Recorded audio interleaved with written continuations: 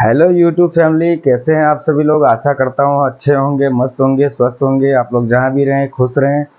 आज जो है मेरी वाइफ को गांव गए 4-5 दिन हो गया है, नहीं ज़्यादा ही हो गया होगा, 6-7 दिन हो गया। 24 तारीख को गए थे।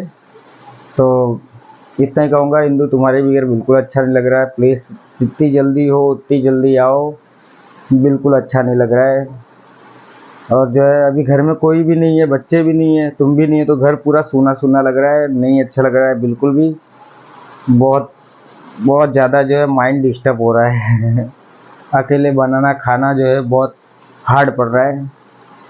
और जो है सबसे बड़ी बात कि मुझे बहुत बहुत ज़्यादा तुम्हारी याद आ रही है और लड़ने की बहुत इच्छा हो रही है। अभी कोई लड़ने के लिए भी नहीं है कि किससे लड़ूं, झगड़ा करूं। तो दोस्तों प्लीज़, किसी को अगर जो कोई फ्री हो तो मेरे साथ आओ, लड़ो झगड़ो, क्योंकि उसके बगैर तो बिल्कुल भी नहीं जम रहा है।